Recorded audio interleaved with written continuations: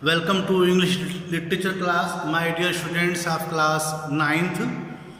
Please open your book of the drama The Merchant of Venice, Act 1, Scene 2, the speech of Nerissa, line number 30. Nerissa says, "Your father was ever virtuous. Your father was always pious. He was very sacred. He was virtuous, full of qualities, and holy man, and their death have good inspirations." Your father was always pious. He was very sacred. He was very generous. And such good men have inspirations at their death. Such good men have inspirations at their death. Therefore, the lottery that he hath devised in these three chests of gold, silver, and lead, whereof who chooses his meaning, chooses you, will no doubt never be chosen by any rightly, but one who shall rightly love. She says, the lottery which he has devised, namely the choice among the three caskets of gold, silver, and lead, in which the one who makes the correct choice will be won by you. I have no doubt that you will be chosen correctly by a person whom you will be truly loved. She says here, but what warmth is there in your affection towards any of these princely suitors that are already come?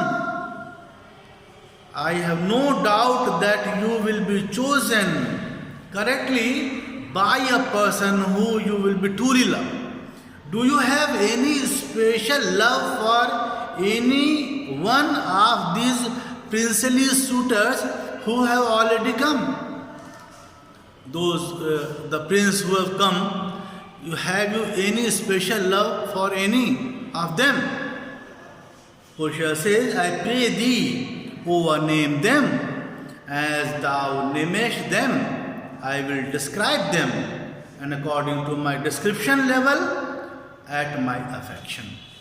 Portia says, ask Nerissa, please name them over.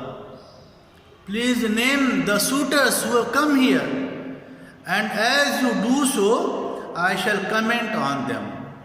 I shall comment on them. Them means suitor, wooers. According to my comments, you may conclude about my love for them. One by one, you tell me the name, and I will comment. By my comment, you may conclude about my love for them. Whether I love any of them or not.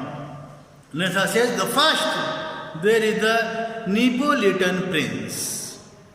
The first suitor. First, there is the prince from Naples. The first, there is prince of Naples, Neapolitan prince. Portia says, that's a court indeed, for he doth nothing but talk. But talk of his horse, and he makes it a great appropriation to his own good parts, that he can shew him himself. Yes, he is like a wild young horse. She comments on Neapolitan prince of Naples, that he is like a wild young horse. He does nothing but talk of his horse. He always talk about his horse. Besides, he considers it as his own merit, as his own quality, merit, that he can show his own horse. He can show his own horse. He thinks that it is his special quality. Nerissa says, then is there the County Palatine. Second one, then there is the German Palatine Count. Second one. Portia says, he doth nothing but frown, as who should say, and you will not have me choose. He only frowns. He only frowns, just as if to say, as he wants to say, that if you do not want me, choose anyone, I don't care. You wish, I do not care. If you don't want to choose me, you may choose any other. You wish. Choose anyone you wish, I don't care. He doesn't care whether I choose him or not. He hears merry tales and smiles not. I fear he will prove the weeping philosopher when he grows old, being so full of unmannerly sadness in his youth. He hears good stories without a smile. He doesn't smile. He doesn't smile when he hears good stories. I fear he will be a sad philosopher when he becomes old, since he has such unpleasant gloom in his youth. He is very serious. He has gloomy face, since he has such unpleasant gloom in his youth. So when he becomes old, he would be a sad philosopher. I had rather be married to a death's head with a bone in his mouth than to either of these. God defend me from these two. She says, I should rather marry a grinning skull. Grin. When we smile and we show our teeth, this is called grinning. So I should rather marry a grinning skull with a bone in its mouth than marry either of these. These two. God protect me from both of them. God protect me from both of them. Nirsa says, how say you by the French Lord Monsieur Le Bon? What is your opinion about this third number? On third suitor, what is your opinion about the French Lord Monsieur Le Bon? Portia says, God made him and therefore let him pass for a man. Because God made him, we may let him pass for a man. He can be said a man only because God made him. He is not like a man. In truth, I know it is a sin to be a mocker.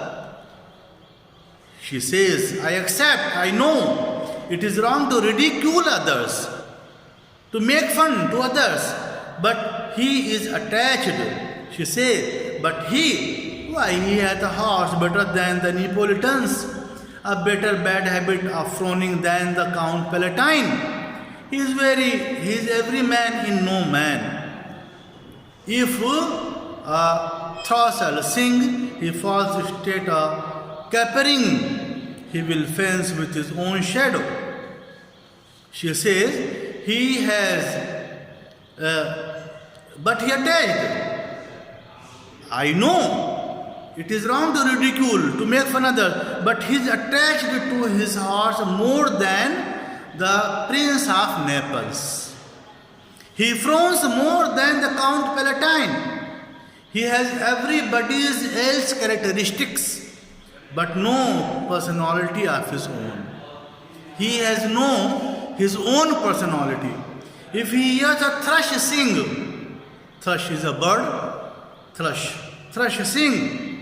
If he hears a thrush sing, he starts to jump about, and he would draw a sword against his own shadow. He would draw a sword against his own shadow. She says, if She says, if I should marry him, I should marry 20 husbands. She says, if I were to marry him, it would be like getting married to 20 husbands. 20 husbands is equal to one husband like this. If I marry French Lord Mons Le Bon. If he were to hate me, she says, if he would despise me, I would forgive him. For if he loved me to madness, I shall never requite him. If he were to hate me, I would forgive him. But if he would love me madly, I would never return his love. I would never return his love. I cannot love him. Narsha says, what say you then to Falconbridge, the young Baron of England? Well, what do you say of Falconbridge, the young Baron from England? And what Portia responds, you will study in my next video. Thank you so much, students.